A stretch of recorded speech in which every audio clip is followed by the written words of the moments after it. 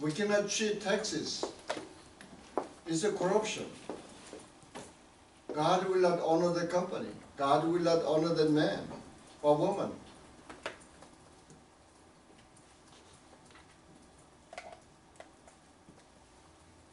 I know it's much bigger. It's less challenging in America or in Korea. But even Korea, I mean, you know, even here, I think it was 1994. There was a major, riot in Koreatown, and a lot of places got burned. The government was going to compensate them and show us your tax return. They all cheated, so they could not get the proper compensation.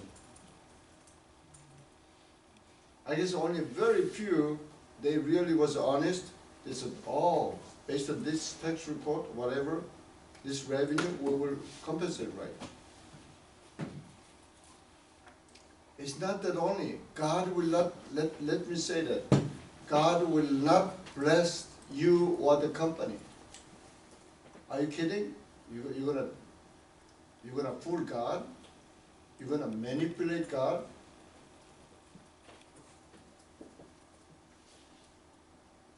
I never forget, long time ago, way back in 1976, when I was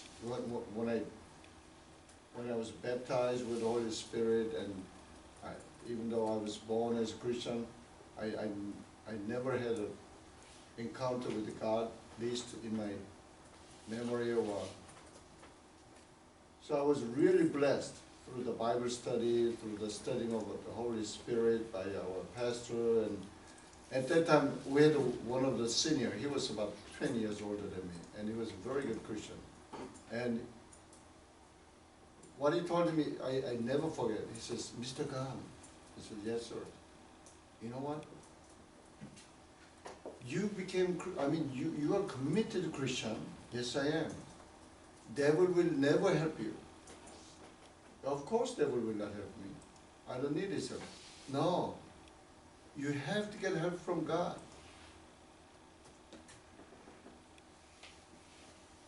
That really sank in my brain. Because the only person who can help me is God. If I cheat and God does not like it, he doesn't come in. He would not really help me. Period.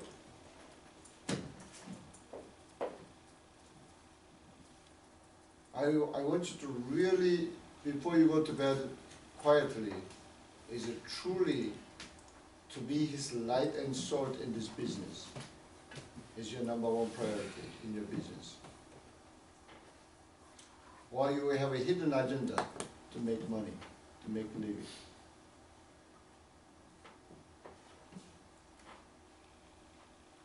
I mean, think of how you treat your employees. I'm the one so bad, way back. I was so determined to say, hey, my company, 100% of profit is going to, we are bring to the mission work, so you guys better perform. And I was totally goal-oriented. And if they miss something, or they are lazy, or they're wasting something, man, I get so angry. I look back in those periods, I was really good-tempered when I was 13. You know why? Because some of you know why. I was elected as the representative of Korean Boy Scout to come to America when I was in the 9th grade. So I don't know why. I got so gentle. I kept thinking about God, and I kept thinking about I represent Korea, and my pastor says, you're going to live for the glory of God. Says, yes, I'm committed to live for the glory. I was so gentle throughout the junior high school, even college. College, even my classmates says, after when they come here, I was so funny, then they said, oh yeah, I mean, you were so serious and we all respected you, and now you're so funny. I said, whatever, but I can see and all of a sudden I started my company, bang, I got my temper up. I was so bad. No, actually before that, I had another case. Before that, I got elder, I became an elder, and my mentor gave me, I should be in charge of a, strategic planning department for the church growth, and I was gentle. But he put me in the charge of the finance, man, I got angry. Some people just bring some ridiculous request. I said, welcoming party, they have a request to $80, not for the Bible, for the dictionary. Now what the heck is that? they bought the dictionary for the for the newcomers. I just threw it away. It says they are trying to cheat our church, and they got so angry. Even newspapers, they send us a bill. We didn't advertise our church, but they send us a bill. I said, are you crazy? I tear apart. I said, I would not pay that. And then they started criticizing our church. Man, and that time, I was bad. My mentor even said, he did not say that directly. Had he said that directly to me, pay that newspaper company anyway, I would have paid. But he never said that directly. I found out indirectly. Way later, when I tore apart that bill so many times. Anyway, even some people, some full-time employee at the church, I was very strict on them, and they got upset with me, and they made a comment very vividly. Says, before you are in charge of finance, you are very popular at the church, but not anymore. I said, I don't care. I need to pay our church associate pastors and preachers every month, and I need to really look after this, all the money. And anyway, I was bad that time. And after 2 years, my mentor would not let me in charge of finance anymore.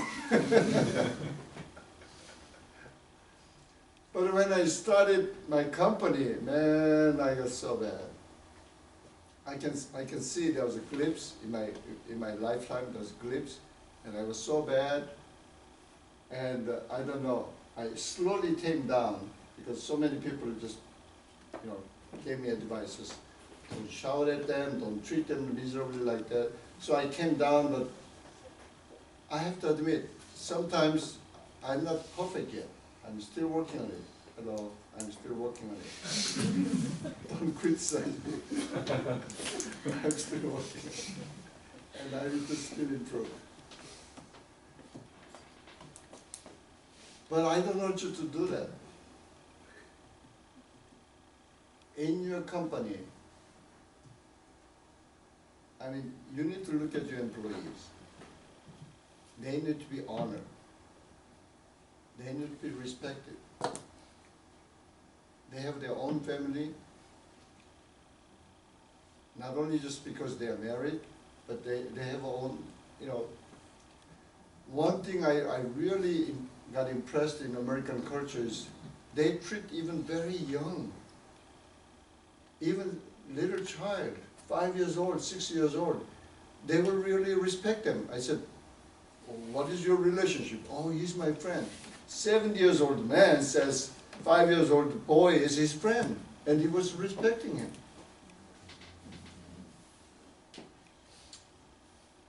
I know some of you can easily be like me. That's why I really emphasize this aspect.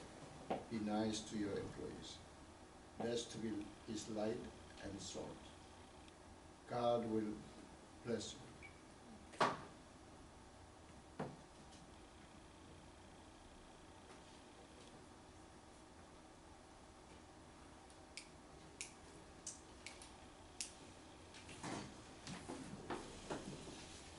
Here's a challenge.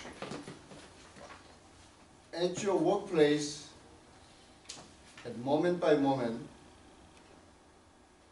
let God's presence be strong. Not you. You are not running the company.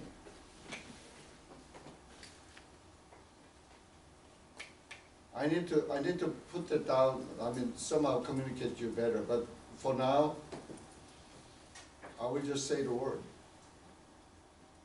Let His presence be strong in your company every day, every moment, and let Him run your company, not you.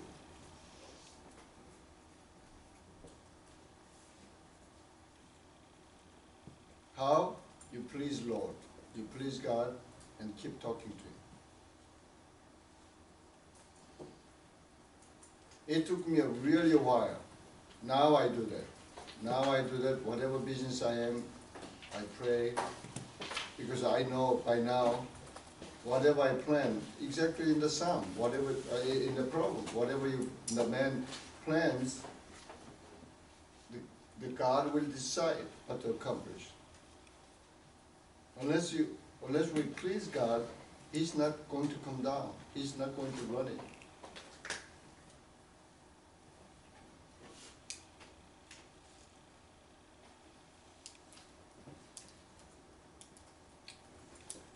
Okay, we'll finish up to now. Do you have any questions? If you do not have questions, then we will repeat number 1 to 9 one more time, and please do the homework, which is repeat this 20 times a day. And if you start going fast, but say the word clearly so your whole body can hear it. Okay, Gloria? Say the word clearly so your body and your bones can hear it. So your brains can pick it up and send it out throughout the whole body. Give a little bit of time for the whole body to observe it. Then number 1. Success is fulfilling God's plan for me. Success is fulfilling God's plan for me. Success is fulfilling God's plan for me. Then number 2. I am 0. I am 0. I am 0.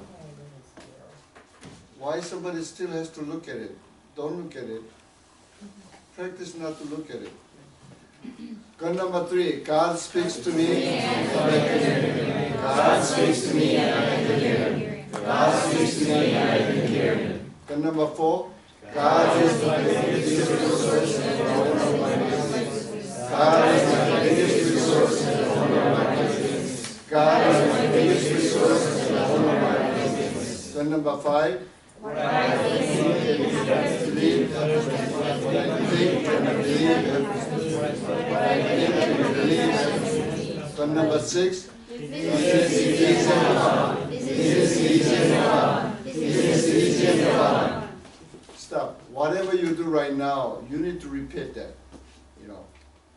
Like working at the hospital is easy and fun, or working at my company is easy and fun, or selling insurance is easy and fun. Whatever you do, you get more specific. Okay? Gun number 7. Business. What I say changes my thoughts and emotions. What I say changes my thoughts and emotions. What I say changes my thoughts and emotions. Gun number 8. Customer is my king. Customer is my king. Customer is my king. Gun number 9. I am the life of soul in the business world. I am the life of soul in the business world. I am the life of soul in the business world. Let's pray. Thank you, our Heavenly Father, for your wonderful revelation. Lord, we decide to change our thoughts and emotions according to your will, according to your words, according to your commands. Holy Spirit, help us to thoroughly change ourselves and commit our lives to you, Lord. In Jesus' name we pray. Amen. give me 1 minute, I will, share with you some schedule change